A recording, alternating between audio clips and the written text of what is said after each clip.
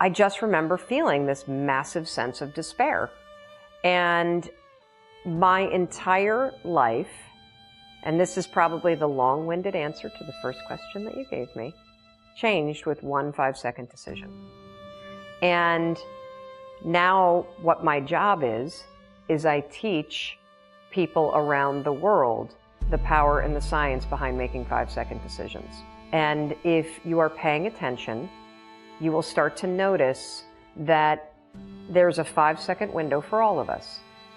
There's a 5-second window between the moment that your inner wisdom, your instincts, your second brain, your gut, whatever you want to call it, all of that unique power that's in you, that comes from your DNA, that comes from your life experiences, that comes from everything that you've learned in your life, situational intelligence, all of that, when it speaks to you and tells you to move, to speak, to take some form of action, you only got 5 seconds to move before your mind will talk you out of it. Right, and you call it the emergency brake, right? Yes, so what we do is we tend to pull the emergency brake because your mind is designed to do 3 things. Your mind, by design, does just 3 things. It basically regulates your body to keep you alive. It also, when you're sleeping, half of your mind shuts down and the other half catalogs everything that happened to you today so you can have memories. And the third thing that your mind does is it protects your ass. And the main way that it does that is it does that by magnifying risk. Magnifies any situation or any conversation. And so, what happened for me is I realized as my life was circling the drain and we're facing bankruptcy and Chris is on the couch, this was not the situation that I wanted. I didn't want my life to end in divorce. I didn't want to be in financial ruin. I didn't want to be depressed. I didn't want to be anxious. And here's the truly screwed up thing. I knew what to do to fix it. See, this is the trap that most of us are in. Most of us know what we could do to change things for the better. And we spend our time and our energy talking ourselves out of doing those things. And the other thing that I convince people of, because this is so true, it's the littlest stuff.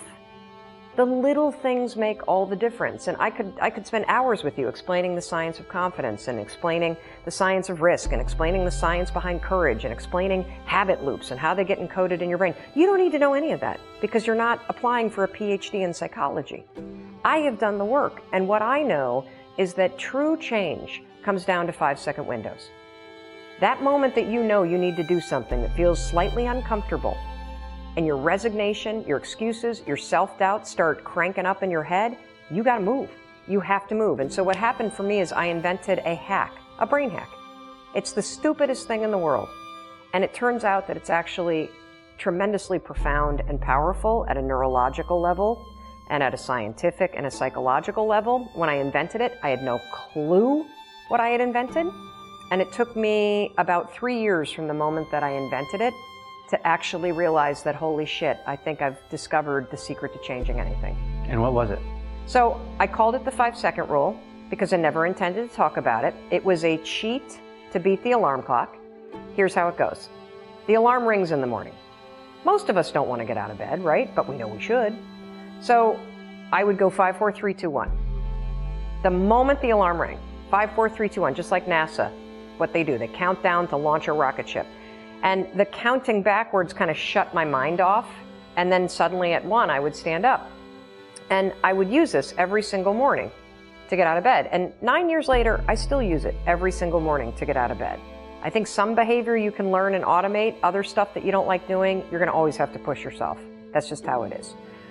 And I noticed 2 things as I started to use it. I noticed that window where I'd be lying in bed and I'd have the knowledge that I should get up, but in my body I wouldn't feel it. And as I lied in bed, and you can try this tomorrow morning, set your alarm early, earlier than you normally do, and watch what happens. The alarm will go off and your mind knows that you said you would get up. Your mind has that wisdom, your gut has that wisdom. It's holding on to it, and then it starts to kind of nudge you with a little guilt. And then what'll happen is all of a sudden you'll start talking yourself out of doing the thing you said you would do. Yeah, it's too cold, or I'm too tired, or... And it happens in less than 5 seconds.